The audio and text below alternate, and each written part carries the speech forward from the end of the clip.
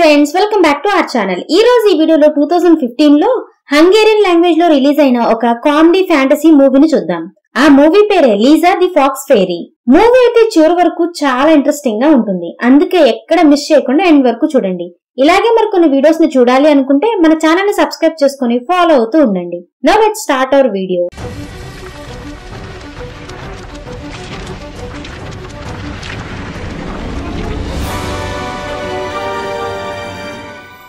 Start అవగానే లీజా అనే అమ్మాయిని చూపిస్తారు. నిజానికి లీజా నిజాయితీ గల ప్రేమ కోసం వెతుకుతూ ఉంటుంది. ఈ అమ్మాయిలో ఇంకొక ఇంపార్టెంట్ విషయం ఉంది. అదేంటంటే ఈ అమ్మాయి ఫేక్ లవ్ చేసిన ఏ పర్సన్ అయినా వెంటనే చనిపోతారు. ఏంటి ఇలా కూడా జరుగుతుందా అని అనుకుంటున్నారా? ఈ మూవీలో ఇదే మెయిన్ గా జరుగుతూ ఉంటుంది. వెంటనే చూద్దాం రండి. అలా మూవీ స్టార్ట్ అవగానే లీజా అనే పేరు గల అమ్మాయిని ఒక ఇన్స్పెక్టర్ పోలీస్ స్టేషన్ కి రమ్మని పిలుస్తాడు. ఎందుకంటే లీజా మీద చాలా మర్డర్ కేసెస్ గురించి ఆరోపణలు ఉంటాయి. దాంతో ఆ ఇన్స్పెక్టర్ తనని చూసి నువ్వు అందరినీ ఎందుకు చంపుతున్నావు అని అడుగుతాడు. అది విన్న లీజా నేను ఎవరిని చంపలేదు సార్, ఇది మొత్తం ఫాక్స్ ఫెయిరీ శాపం వల్లే జరుగుతుంది అని చెప్తుంది. అసలు ఆ ఇన్స్పెక్టర్ లీజాని ఎవరి మర్డర్ గురించి అడుగుతున్నాడు, అసలు ఈ ఫాక్స్ ఫెయిరీ శాపం ఏంటి చూసేద్దాం పదండి. ఇలా ఇంటరాగేషన్ జరుగుతూ ఉండగానే స్టోరీ గతానికి వెళ్తుంది. లీజా మార్తా అనే పేరు గల మహిళ ఇంట్లో పనిచేస్తూ ఉంటుంది. మార్తా కూడా లీజాని చాలా ఇష్టపడుతూ ఉంటుంది. ఇద్దరూ కలిసి టామీ అనే పేరు గల సింగర్ పాటలను వింటూ ఉంటారు. నిజానికి టామీ ఆత్మ మార్తా ఇంట్లోనే ఉంటుంది. అదేంటి ఆత్మ అనుకుంటున్నారా? యాక్చువల్ గా టామీ ఎప్పుడో చనిపోయి ఉంటాడు, కానీ టామీకి లీజా అంటే ఇష్టం. అందుకే లీజా మార్తా ఇంట్లో ఉండడం చూసి టామీ కూడా అదే ఇంట్లో ఉంటూ ఉంటాడు. టామీ ఆత్మ చేసే శబ్దాలు ఓన్లీ లీజాకి మాత్రమే వినిపిస్తూ ఉంటాయి. అంతేకాదు టామీ లీజాకి మాత్రమే కనిపిస్తూ ఉంటాడు. అలా ఒక రోజు మార్తా లీజాని చూసి నువ్వు ఒక మంచి అబ్బాయిని చూసి పెళ్లి చేసుకో, నీకు కూడా ఏజ్ అయిపోతుంది కదా అని అంటుంది. ఆ మాటలకి లీజా కూడా సరే అని చెప్తుంది. ఆ తర్వాత లీజా ఒక కపుల్ రెస్టారెంట్ కి వెళ్లి ఒక మంచి అబ్బాయిని వెతుకుతూ ఉంటుంది. సరిగ్గా అప్పుడే లీజా ముందు ఒక వ్యక్తి వచ్చి కూర్చుంటాడు. దాంతో లీజా ఆ వ్యక్తిని చూసి చాలా సంతోషంగా ఫీల్ అవుతుంది.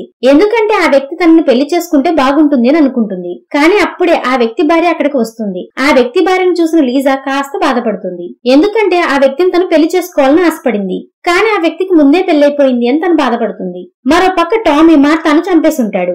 ఎందుకంటే మార్తా లీజాకి పెళ్లి చేసుకోమని సలహా ఇచ్చింది అని. లీజా మరో వ్యక్తిని పెళ్లి చేసుకోవడం టామీకి అస్సలు నచ్చదు. అందుకే ఆ సలహా ఇచ్చిన మార్తాను టామీ చంపేస్తాడు. అలా లీజా రెస్టారెంట్ నుంచి ఇంటికి రాగా ఇంట్లో మార్తా బంధువులందరూ కూర్చుని కనిపిస్తారు. లీజాకి అప్పుడే తెలిసే విషయం ఏంటంటే మార్తా చనిపోయింది అని. అది విన్న లీజా షాక్ అయిపోతుంది. అంతేకాదు మార్తా బంధువులు లీజాని చూసి ఈ ఇంటిని పొందడానికే కదా నువ్వు మార్తను చంపేశావని తన మీద నిందను వేస్తారు. అది విన్న లీజా ఏడుస్తూ ఆ ఇంటిని శాశ్వతంగా వదిలి వెళ్లిపోవాలని అనుకుంటుంది. కానీ సరిగ్గా అప్పుడే మార్తా బంధువు అయినటువంటి హెన్రిక్ లీజాని చూసి తనని ఆపి నాకు తెలుసు నువ్వు మార్తాను చంపలేదని, నువ్వు ఇంట్లోనే ఉండొచ్చు అని చెప్పి హెన్రిక్ తన గర్ల్ ఫ్రెండ్ అయినటువంటి మార్లాన్తో కలిసి అక్కడి నుంచి వెళ్లిపోతాడు. నిజానికి మార్లాన్ ఇల్లు మార్తా ఇంటి కింద ఫ్లోర్ లోనే ఉంటుంది. మరోవైపు మార్తా బంధువులందరూ కలిసి ఇన్స్పెక్టర్ దగ్గరికి వెళ్తారు. మాకు లీజా మీద అనుమానం ఉంది, తనే మార్తాను చంపేసి ఉంటుంది అని చెప్తారు. ఆ తర్వాత లీజా తన ఇంట్లో కూర్చొని హెన్రిక్ గురించి ఆలోచిస్తూ ఉంటుంది. నిజానికి లీజాకి హెన్రిక్ బాగా నచ్చేస్తాడు. సరిగ్గా అప్పుడే టామీ అక్కడికి వచ్చి లీజాను చూసి నువ్వు హెన్రిక్ ని లవ్ చేయకు, హెన్రిక్ నీకంటే ఎక్కువగా తన గర్ల్ ఫ్రెండ్ ని ఇష్టపడుతున్నాడు అని చెప్తాడు. అలా టామీ మాటలు విన్న లీజా అది అర్థం చేసుకుని హెన్రిక్ గురించి ఆలోచించడం మానేస్తుంది.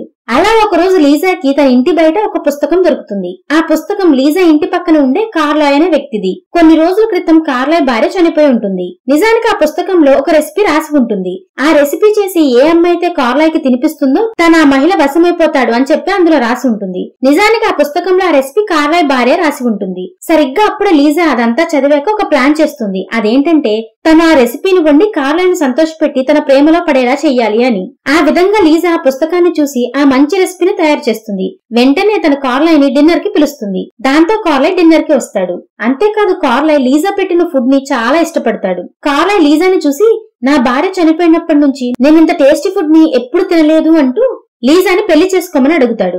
దాంతో లీజా ఆ మ్యారేజ్ ప్రపోజల్ విని చాలా సంతోషంగా ఫీల్ అయ్యి కార్లాయ్ కోసం కిచెన్ లో నుంచి స్వీట్ తీసుకురావడానికి వెళ్తుంది. సరిగ్గా అప్పుడే టామీ ఆత్మ కార్లాయ్ మీద కోపంగా ఉండడం వల్ల తను కార్లాయ్ కి ఒక ఫిష్ ని తినిపిస్తాడు. ఆ ఫిష్ లో ఉన్న ముళ్ళు తన గొంతులో గుచ్చుకోవడంలో కార్లాయ్ అక్కడికక్కడే చనిపోతాడు. పాపం లీజా కార్లాయ్ చనిపోవడం చూసి చాలా బాధపడుతుంది.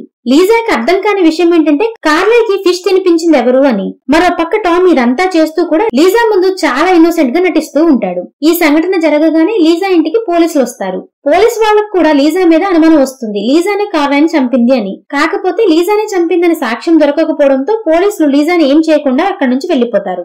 ఆ తర్వాత రోజు లీజా ఇంట్లో తనకి ఒక ఫాక్స్ ఫెయిరీ పేరుగల పుస్తకం దొరుకుతుంది. ఆ పుస్తకంలో ఎవరైనా ఒక స్త్రీ మీద ఫాక్స్ ఫెయిరీ బ్లాక్ మ్యాజిక్ ని చేస్తే ఆ స్త్రీ దగ్గరికి వచ్చే ప్రతి వ్యక్తి చనిపోతాడని రాసి ఉంటుంది. కానీ అదంతా చదివిన లీజాకి అది జస్ట్ ఒక కథలాగా మాత్రమే అనిపిస్తుంది.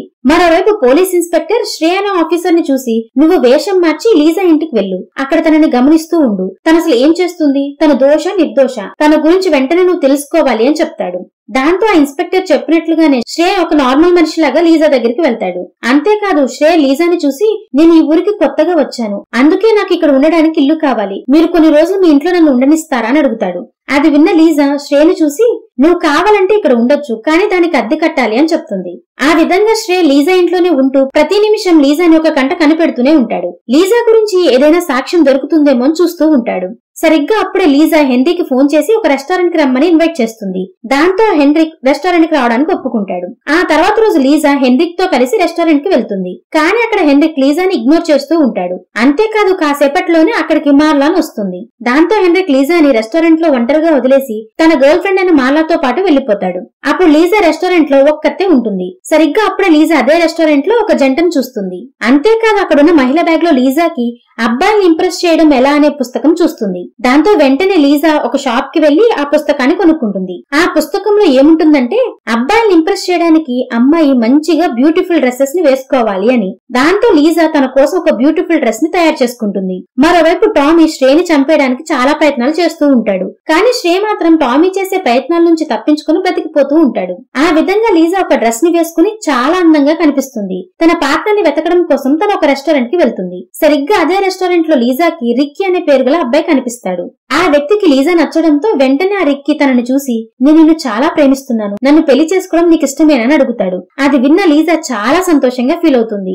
దాంతో లీజా రిక్కీని తన ఇంటికి రమ్మని ఇన్వైట్ చేస్తుంది. అలా తన ఇంటికి తీసుకుని వెళ్లి రిక్కీకి తాగడానికి డ్రింక్ ని ఇస్తుంది. కానీ లీజా ఇంట్లోనే ఉన్న టామీ ఆ రిక్కీ తాగే మందులో విషం కలిపేస్తాడు.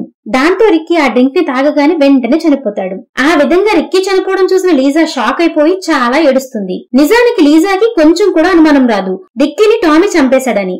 ఎందుకంటే టామీ లీజాతో చాలా కాలంగా ఉంటున్నాడు, అందువల్ల తన మీద తనకి అనుమానం రాదు. మరో పక్క పోలీసులు లీజా ఇంటికి చేరుకుంటారు.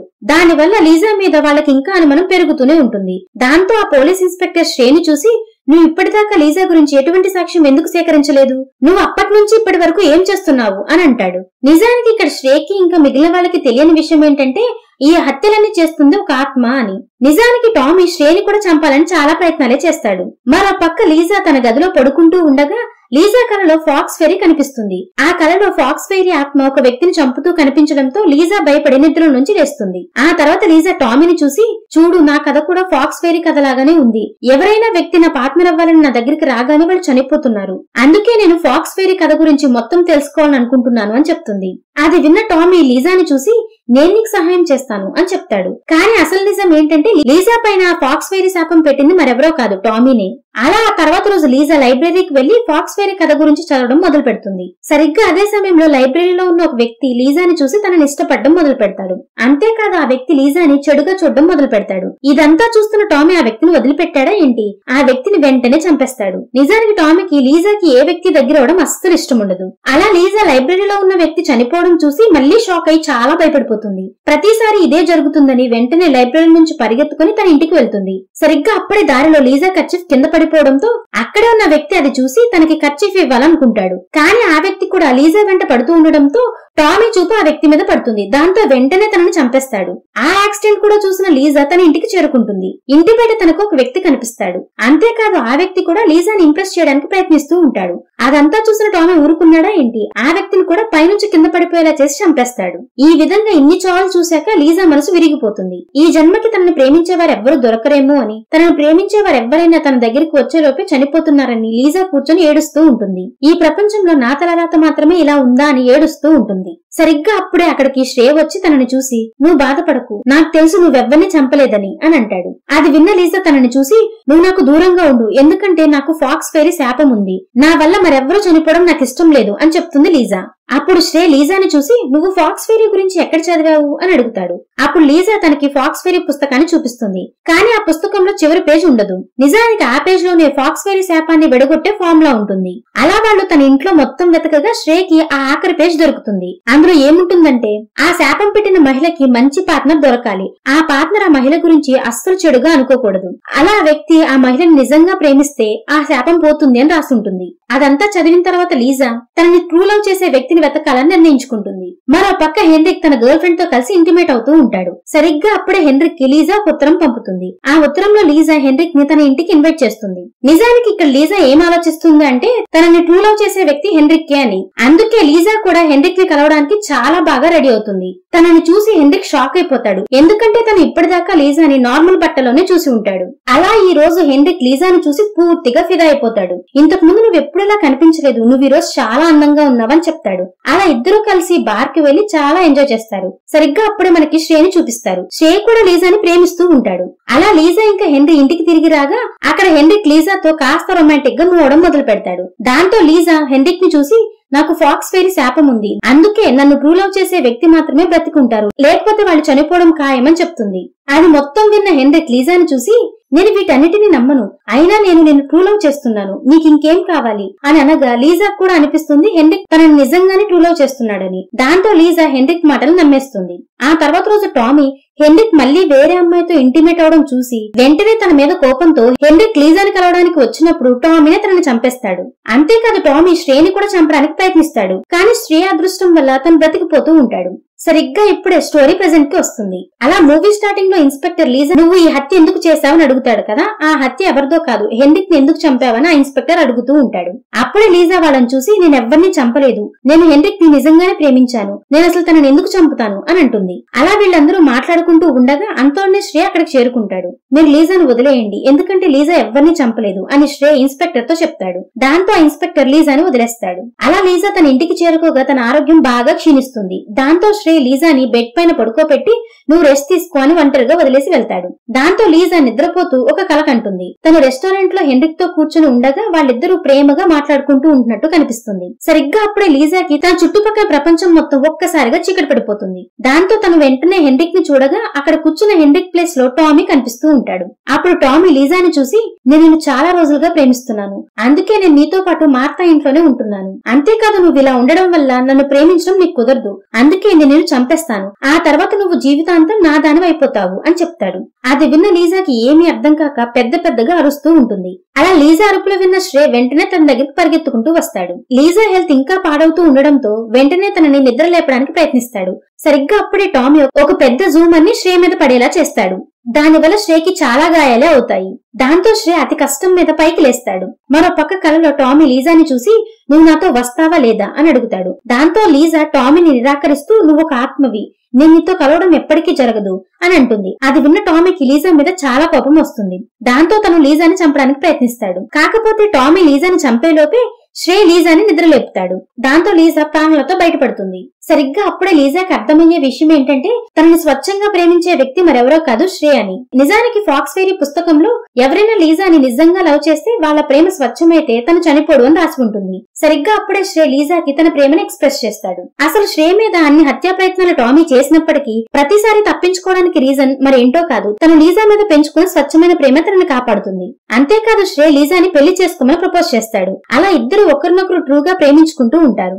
ఆ తర్వాత శ్రే తన ఉద్యోగాన్ని వదిలేసి లీజాతో కలిసి కొత్త జీవితాన్ని మొదలు పెడతాడు. అలా కొన్ని రోజులకి లీజాకి కూడా ఆరోగ్యం పూర్తిగా నయమవుతుంది. అలా కొన్ని సంవత్సరాల తర్వాత లీజా ఇంకా శ్రేకి ఒక కూతురు కూడా పుడుతుంది. అలా ముగ్గురు కలిసి సంతోషంగా వాళ్ళ లైఫ్ ని లీడ్ చేస్తూ ఉంటారు. అంతేకాదు టామీ కూడా వీళ్లతోనే ఉంటూ ఉంటాడు. నిజానికి టామీ లీజాకి పెట్టిన ఫాక్స్ ఫెయిరీ శాపం అయితే పూర్తిగా పోతుంది. కానీ టామీ ఆత్మ వాళ్ళతోనే జీవిస్తూ ఉంటుంది. అంతేకాదు టామీ ఆత్మ వాళ్ళని ఇప్పుడు ఏమీ చేయలేదు. సరిగ్గా ఇక్కడితో ఈ మూవీ ఎండ్ అవుతుంది. ఈ మూవీ మీకు ఎలా అనిపించిందో కామెంట్ చేసి చెప్తారు కదా. మీరు చేసే కామెంట్స్, లైక్స్ ఇంకా సబ్స్క్రిప్షన్స్ మాకు నెక్స్ట్ వీడియో చేయడానికి ఎంతో ఎంకరేజ్మెంట్ ని ఇస్తాయి. ఈ వీడియో కనుక మీకు నచ్చినట్లయితే మీ ఫ్రెండ్స్ అండ్ ఫ్యామిలీతో కూడా షేర్ చేసుకుని తప్పకుండా సపోర్ట్ చేస్తూ ఉండండి. Thank you everyone for watching.